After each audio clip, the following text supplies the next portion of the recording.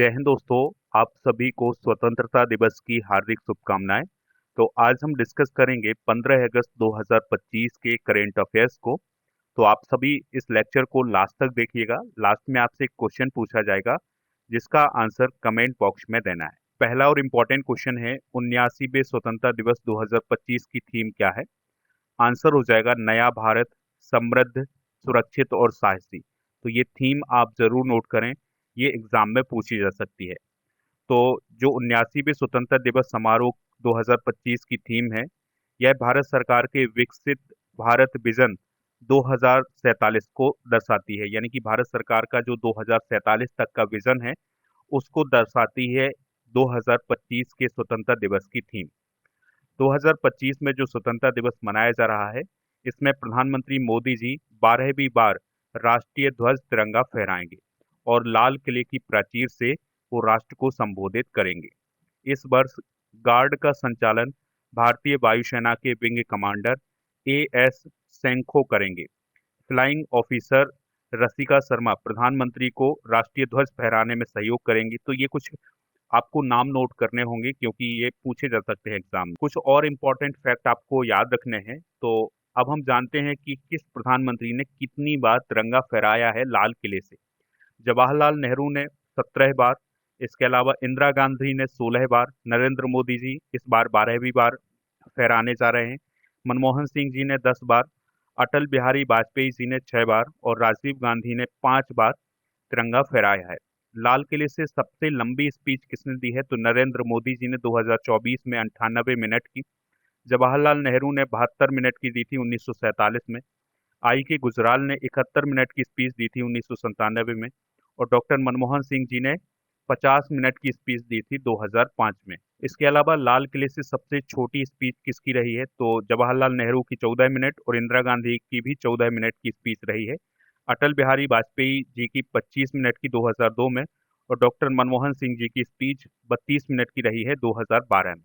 अगला क्वेश्चन है, कौन सी अंतरिक्ष एजेंसी 2030 तक चंद्रमा पर परमाणु रिएक्टर बनाएगी?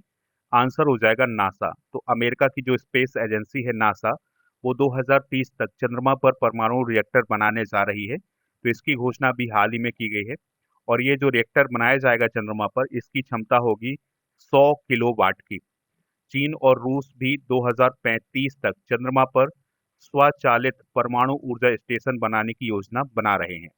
तो अभी किसने घोषणा की है? नासा ने। तो नासा ने ये कहा है कि वो 2030 तक चंद्रमा पर एक परमाणु रिएक्टर का निर्माण करेगा। देखिए, नासा के कुछ प्रोजेक्ट, कुछ सैटेलाइट डिस्कस करते हैं। तो पृथ्वी की चुंबकीय ढाल का अध्ययन करने के लिए नासा ने अभी हाल ही में ट्रैकर्स मिशन लॉन्च किया है। नासा और इसरो ने मिलकर के अभी हाल ही में निसार सैटेलाइट लॉन्च किया है। स्पेस एक्स ने अंतर्राष्ट्रीय अंतरिक्ष स्टेशन के लिए नासा के क्रू 11 मिशन को अभी हाल ही में लॉन्च किया है। दोस्तों, नासा का एक सैटेलाइट है जिसका नाम है लूनर ट्रेल ब्लेजर। तो ये चंद्रमा पर पानी की खोज करने जा रहा है, इसके लिए ये लॉन्च किया था। दोस्तों, नासा और जाक्सा दुनिया का पहला लकड़ी का सैटेलाइट लॉन्च करने जा रहे हैं। जाक्सा जो है वो जापान की स्पेस एजेंसी है, इस बात को भी आप याद रखिएगा। नेक्स्ट क्वेश्चन है, मेरिट योजना को केंद्रीय मंत्रिमंडल द्वारा मंजूरी दी गई है, इसका कुल परिव्यय कितना है? आंसर हो जाएगा इसका 4200 करोड़ रुपए का। तो अभी हाल ही में एक नई योजना, नई स्कीम को मंजूरी दी गई है केंद्रीय मंत्रिमंडल के द्वारा। उसका नाम है मेरिट योजना। मेरिट का मतलब क्या है? Multi disciplinary education and research improvement in technical education. इस योजना को केंद्रीय मंत्रिमंडल के द्वारा 8 अगस्त 2025 को मंजूरी दी गई है। और इस योजना का जो कुल परिव्यय है वो कितना है? 4200 करोड़ रुपए का। इसका उद्देश्य है, जो नई एजुकेशन पॉलिसी है 2020 वाली, उसके अनुसार तकनीकी शिक्षा में सुधार करना। बात करते हैं केंद्र सरकार की कुछ और प्रमुख योजनाओं की। कौन सी योजना कब शुरू की गई है? जैसे पीएम विश्वकर्मा योजना 17 सितंबर 2023 को, पीएम जनमन योजना 15 नवंबर 2023 को, पीएम सूर्योदय योजना 22 जनवरी 2023 को, पीएम सूर्य घर मुफ्त बिजली योजना 13 फरवरी 2024 को, एनपीएस वात्सल्य योजना वित्त मंत्रालय की योजना है, ये 18 सितंबर 2024 को लॉन्च की गई है। पीएम ई ड्राइव योजना 1 अक्टूबर 2024 को, प्रधानमंत्री इंटर्नशिप योजना 3 अक्टूबर 2024 को, और प्रधानमंत्री विद्या लक्ष्मी योजना को कैबिनेट की मंजूरी दी गई है 6 नवंबर 2024। अगला क्वेश्चन है, उत्तराखंड सरकार ने पूर्व अग्निवीरों के लिए कितना आरक्षण प्रदान किया है? आंसर हो जाएगा 10% आरक्षण। तो दोस्तों, उत्तराखंड मंत्रिमंडल ने सेना से लौटने के बाद पूर्व अग्निवीरों को सरकारी सेवाओं में सीधी भर्ती के लिए 10% क्षैतिज आरक्षण को मंजूरी दी है। यह आरक्षण राज्य सरकार के अंतर्गत वर्दीधारी समूह सी के पदों के लिए लागू होगा, यानी कि पुलिस वगैरह में जो पूर्व अग्निवीर हैं उन्हें रिजर्वेशन प्रदान किया जाएगा 10%। जो पूर्व अग्निवीर होंगे उन्हें शारीरिक दक्षता परीक्षा में छूट भी दी जाएगी, यानी कि जो फिजिकल टेस्ट होता है उसमें छूट दी जाएगी, और उन्हें आवेदन के लिए अधिकतम आयु सीमा में भी छूट दी जाएगी। इसके अलावा दोस्तों, उत्तराखंड की सरकार के मंत्रिमंडल ने उत्तराखंड धर्म स्वतंत्रता अधिनियम 2025 में संशोधन को पारित किया है। तो जो अवैध धर्मांतरण होता है उसके लिए कठोर दंड का प्रावधान किया गया है इस अधिनियम के तहत। तो ये सारे इंपॉर्टेंट पॉइंट आप नोट कर लें। अच्छा, आप कमेंट बॉक्स में ये बताएं कि स्वतंत्रता के बाद यूसीसी लागू करने वाला भारत का पहला राज्य कौन है? तो इसका आंसर आप कमेंट बॉक्स में बताइएगा। अगला क्वेश्चन है, ऑपरेशन सिंदूर के कितने बीएसएफ जवानों को वीरता पदक से सम्मानित किया गया है? आंसर हो जाएगा 16 जवानों को। तो ऑपरेशन सिंदूर के दौरान अपनी बहादुरी दिखाने वाले 16 बीएसएफ जवानों को गृह मंत्रालय के द्वारा वीरता पदक सूची में शामिल किया गया है, यानी कि इन सैनिकों को वीरता पदक दिया जाएगा। इन जवानों ने भारत पाक सीमा पर गहरी जिम्मेदारी और साहस का परिचय दिया है। 16 जवानों के अलावा विशिष्ट सेवा के लिए बीएसएफ कर्मियों को राष्ट्रीय पदक और 46 कर्मियों को उत्कृष्ट सेवा पदक भी दिया जाएगा। केंद्र सरकार ने केंद्रीय और राज्य बलों के 1090 पुलिसकर्मियों को सेवा पदक देने की घोषणा की है, और दोस्तों उसमें 16 बीएसएफ जवान भी हैं जो कि ऑपरेशन सिंदूर में शामिल रहे हैं। ऑपरेशन सिंदूर की बात करें तो 22 अप्रैल 2025 को जम्मू कश्मीर के पहलगाम में एक आतंकी हमला हुआ था जिसमें 26 नागरिक मारे गए थे। इसके बाद ऑपरेशन सिंदूर शुरू हुआ था। इसमें क्या हुआ था कि जो पाकिस्तान अधिकृत कश्मीर वाला इलाका है, यानी पीओके वाला इलाका है, यहाँ पर जो आतंकी ठिकाने थे उसको भारत ने निशाना बनाया था। तो ये जो ऑपरेशन है ये 7 से 10 मई 2025 तक चला था। इसका उद्देश्य था आतंकी ठिकानों को नष्ट करना और जवाबी सैन्य दबाव बनाना। इसका नेतृत्व भारतीय सेना, वायुसेना और नौसेना के द्वारा किया गया था। इसका लक्ष्य था 9 आतंकी अड्डे और 11 पाकिस्तानी एयरबेस। ठीक है, यानी कि इसमें इनको नुकसान पहुंचा है, और इस ऑपरेशन के तहत 100 से अधिक आतंकी मारे गए, और जो पाकिस्तान की सैन्य प्रतिष्ठा थी उसको भी गहरी चोट लगी, क्योंकि इसमें बुरी तरह से पाकिस्तानी सेना को पीटा गया। अगला क्वेश्चन है, यूपीएससी का शताब्दी वर्ष कब मनाया जाएगा? तो 1 अक्टूबर 2025 से लेकर 1 अक्टूबर 2026 तक। ठीक है, तो यूपीएससी यानी यूनियन पब्लिक सर्विस कमीशन का जो शताब्दी वर्ष है वो मनाया जाएगा 1 अक्टूबर 2025 से 1 अक्टूबर 2026 तक, यानी कि एक साल ये मनाया जाएगा। और ये जो शताब्दी वर्ष मना रहा है यूपीएससी, इसका उद्देश्य है भारत की सिविल सेवाओं में पारदर्शिता, योग्यता और निष्पक्षता के 100 वर्षों का उत्सव मनाना। बात करते हैं यूपीएससी की, तो इसे यूनियन पब्लिक सर्विस कमीशन बोला जाता है। 1 अक्टूबर 1926 को इसकी स्थापना हुई थी, नई दिल्ली में मुख्यालय है। वर्तमान अध्यक्ष हैं अजय कुमार। संवैधानिक आधार की बात करें तो भारतीय संविधान के भाग 14 में इसका वर्णन है। अनुच्छेद 315 से 323 तक इसका वर्णन किया गया है। यह कार्मिक, लोक शिकायत एवं पेंशन मंत्रालय के अधीन काम करता है। अध्यक्ष की नियुक्ति राष्ट्रपति जी के द्वारा की जाती है। देखिए दोस्तों, यूपीएससी कैसे बना था इसको भी देख लेते हैं।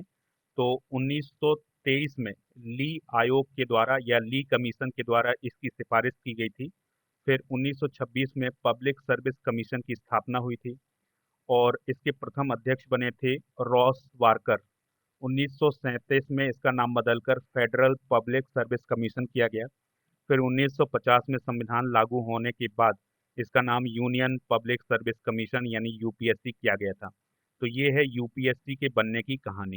अगला क्वेश्चन है, डॉक्टर राम मनोहर लोहिया अस्पताल और अटल बिहारी वाजपेयी आयुर्विज्ञान संस्थान किससे सर्टिफिकेट प्राप्त करने वाला पहला केंद्रीय सरकारी अस्पताल बन गया है?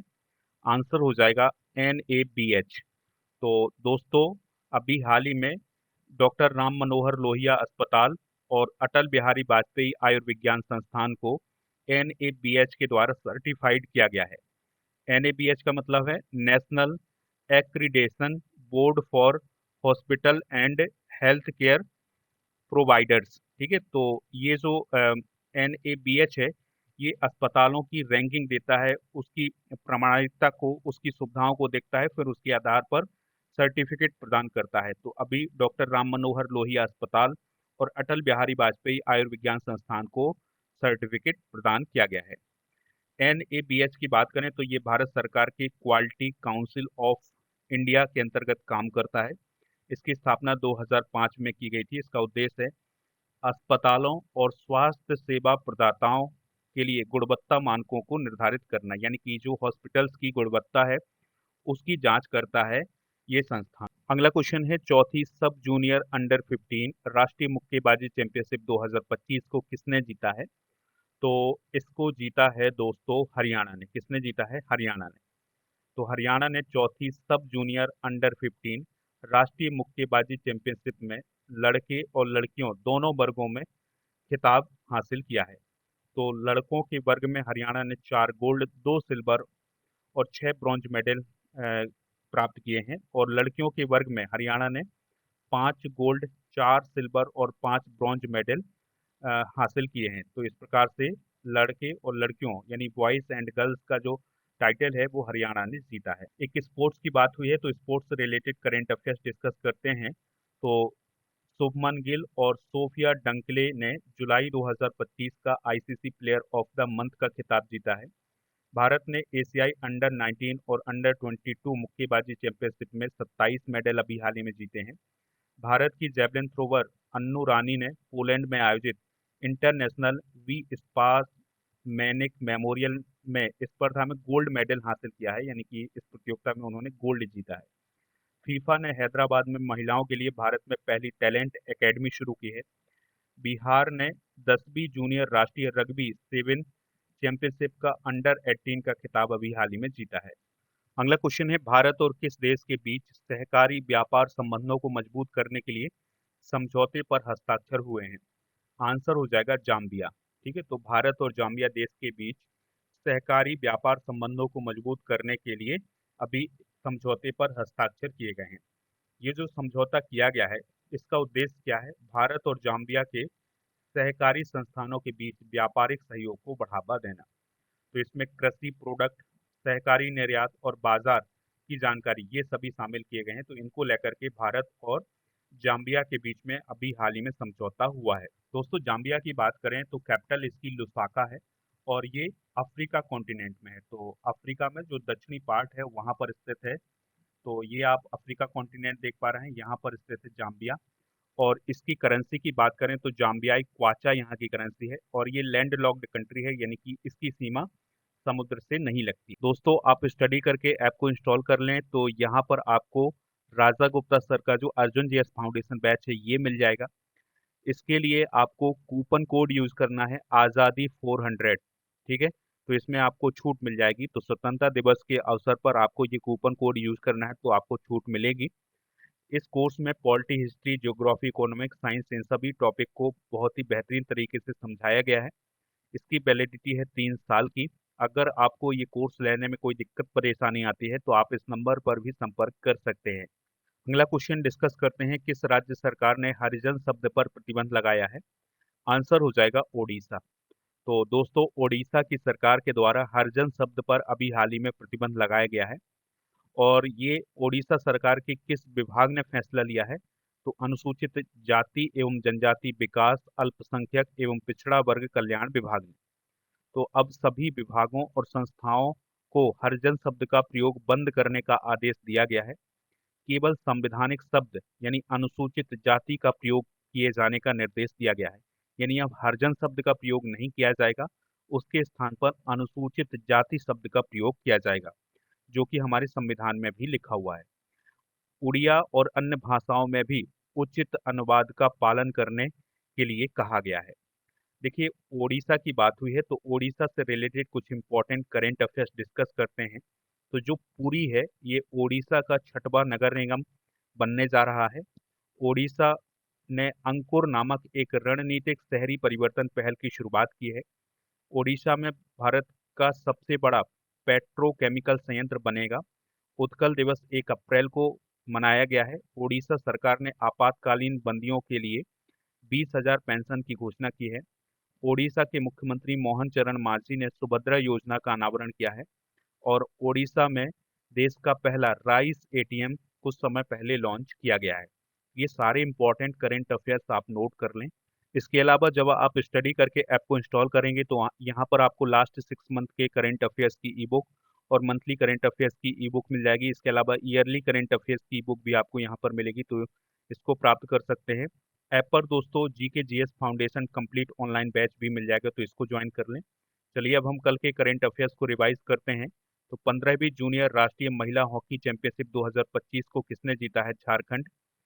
केंद्रीय कैबिनेट ने भारत सेमीकंडक्टर मिशन के तहत निम्न में से किस राज्य में सेमीकंडक्टर परियोजना को मंजूरी दी है? ओडिशा, पंजाब, आंध्र प्रदेश। बिहार क्रिकेट एसोसिएशन की लोकपाल कौन बने हैं? एल नागेश्वर राव। संयुक्त राष्ट्र ने 2025 में किस भारतीय पहल को इक्वेटर पुरस्कार से सम्मानित किया है? बीबी फातिमा महिला स्वयं सहायता समूह। किस देश ने संयुक्त राष्ट्र महासभा में फिलिस्तीन राज्य को मान्यता देने की घोषणा की है? ऑस्ट्रेलिया।